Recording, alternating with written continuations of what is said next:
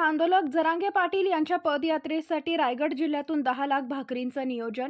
आंतरवाली येथून निघालेली मराठा आंदोलक मनोज जरांगे पाटील यांची पायी यात्रा 25 जानेवारी रोजी सकाळी लोणावळा येथून पनवेलला निघणार आहे। पनवेल येथे दुपारी अंदाजे 2 लाख बांधवांच्या दुपारच्या जेवणाची व्यवस्था रायगड जिल्ह्यात असल्याने जिल्ह्यात सर्वत्र नियोजन सुरू आहे। कर्जत तालुक्यातून 1 लाख भाकरी देण्याची जबाबदारी मराठा समन्वयक यांनी घेतली असून गावागावातून भाकरी जमा करणार असल्याचं समन्वयक यांनी सांगितलंय। ब्युरो रिपोर्ट, तेज मराठी न्यूज। आज मराठा संघर्ष योद्धे मनोज जरांगे पाटील हे मराठा समाजाच्या आरक्षणाच्या अंतिम लढाईसाठी आंतरवाली सरहद्दीतून पायी निघालेले आहेत आणि 26 तारखेला ते मुंबई येथे आझाद मैदानात येणार आहेत आणि तिथे आमरण उपोषण करणार आहेत। पण रायगड जिल्ह्यामध्ये त्यांचं 25 तारखेला दुपारी आगमन होणार आहे 12 वाजता आणि तिथे येणाऱ्या महाराष्ट्रातील जेवढे बांधव येणार आहेत त्या बांधवांची भोजनाची व्यवस्था रायगड जिल्ह्याला करायची आणि म्हणून आम्ही कालपासून रायगड जिल्ह्यामध्ये प्रत्येक तालुक्यात जाऊन म्हणजे काल पनवेल येथे बैठक झाली, शहरांमध्ये बैठक झाली, आज सुधागड पालीला सकाळी दुपारी बैठक झाली, आता कर्जत येथे होत आहे, 6 वाजता खालापूरला होणार आहे। प्रत्येक तालुक्यातून म्हणजे कर्जत तालुक्यातून 1 लाख लोकांची व्यवस्था होणार आहे, खालापूर तालुक्यातून 1 लाख लोकांची व्यवस्था होणार आहे, पनवेल तालुक्यातून जवळजवळ आम्ही 2 लाख लोकांची व्यवस्था करतोय आणि इतर म्हणजे येणारा जो बांधव आहे त्यांना आम्ही 1-2 भाकरी तरी, कारण आमच्या माय भगिनी स्वतः भाकरी बनवून देणार आहेत,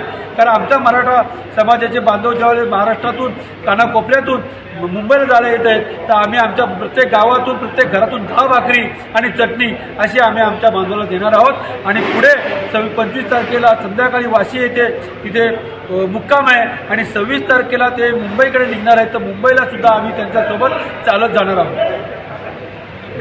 मराठा आणि या निमित्ताने मनोज जरांगे पाटील जेव्हा लोणावळ्याला 24 तारखेला मुक्काम येणार आहेत तर रायगड जिल्ह्यातील आणि नवी मुंबईतील सर्व बांधवांनी त्यांना घ्यायला लोणावळ्याला जे जायचं आहे, लोणावळ्याला त्यांना सोबत घेऊन आपण पनवेलला त्यांना दुपारी जेवण द्यायचं आहे आणि त्यांना वाशी येथे मुक्कामी सोडायचं आहे आणि म्हणून या निमित्ताने पुन्हा एकदा या रायगड जिल्ह्याने आजपर्यंत मराठा समाजाच्या आरक्षणामध्ये महाराष्ट्रामध्ये 1 नंबरला राहिलेला आहे आणि शेवटची संधी आता अंतिम टप्प्याची लढाई आहे तर आपण प्रत्येक घराघरातून मराठ्यांनी एक दिवस कामाला पुढे जायचं नाही, व्यवसाय करायचा नाही। मनोज जरांगे पाटील जर का आपल्या जीवाची बाजी मराठा समाजासाठी लावतात तर आपण सुद्धा आपला एक दिवस 25 तारखेला सकाळी 8 वाजल्यापासून रात्री 10 वाजेपर्यंत त्याच्यासोबत राहायचं आहे आणि 26 तारखेला आपण जायचं आहे। प्रत्येक घरातून माझ्या माय भगिनीला विनंती आहे या निमित्ताने आपण स्वतःच्या हाताने 10 भाकरी आपल्या बनवून द्या आणि आपण स्वतः तिथे येऊन आपल्या हाताने आपल्या बांधवांना आपण प्रत्येक ग्रामस्थांनी तिथे वाटप करायचं आहे। अंतिम टप्प्यात जी लढाई आलेली आहे आणि खरोखरच मनोज जरांगे पाटील ज्याप्रमाणे जीवाची बाजी लावतात आपण रायगडवासियांनी 25 तारखेला सहकुटुंब तिथे उपस्थित राहायचं आणि 26 तारखेला आमरण उपोषणाला आपण त्यांच्यासोबत राहायचं। आज कर्जत तालुक्यात बैठक झाली, कशा प्रकारे नियोजन कर्जत तालुक्याने घेतलेले?